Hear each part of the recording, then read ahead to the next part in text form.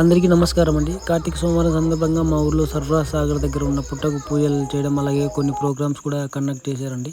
చూడండి ఇదే ఆ ప్లేసు. ఈ ఎదురుగా కనిపిస్తున్న చెట్టు కిందనే ఆ పుట్ట ఉంటుందన్నమాట. ఇదే ఆ చెట్టు. సో ఇక్కడ చూస్తే మీరు ఇదే ఆ పుట్ట. ఇది చాలా పురాతనమైన పుట్ట.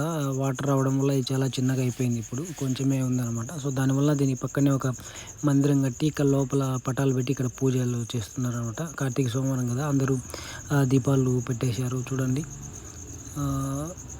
ఇది వచ్చేసి పాత శివలింగం అనమాట. సో ఇప్పుడు కొత్తగా మళ్ళీ కొత్త శివలింగాన్ని ప్రతిష్ఠించారు. దాని ఎదురుగా ఒక నందిని కూడా ప్రతిష్ఠించారు. శివుని ఎదురుగా నంది ఉండాలి కాబట్టి.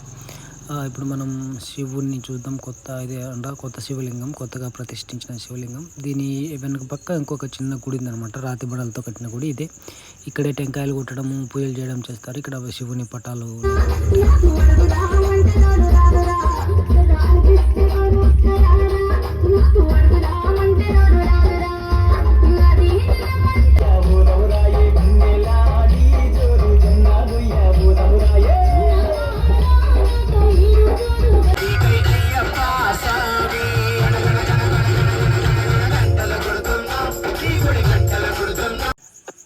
ఒక పక్క కోలాటం జరుగుతుంది, ఇంకొక పక్క భజన బృందం వెయిట్ చేస్తున్నారు భజన చేసేదానికి.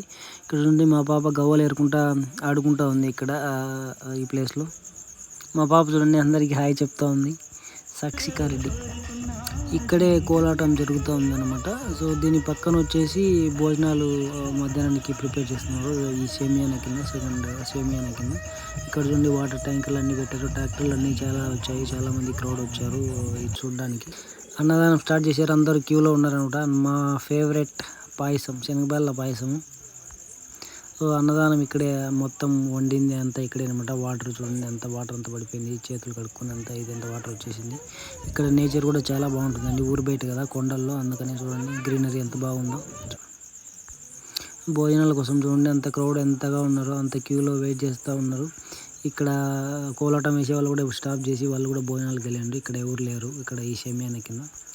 బయట చూడండి నేచర్ ఎంత బాగుందో. కొంగలు ఇవి. నేను వెళ్తూ ఉంటే కొంగలు కనిపించే మధ్యలో క్యాప్చర్ చేశాను.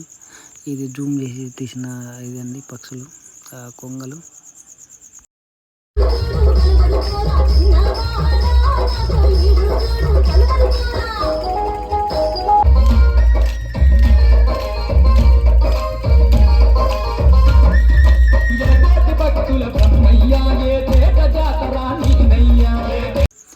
మొత్తం వ్యూ ఇలా ఉంటుంది. ఇది మొత్తం ఊరు బయట, మా ఊరు నుంచి ఒక 4 కిలోమీటర్స్ దూరంలో ఉంటుంది ఈ ప్లేస్.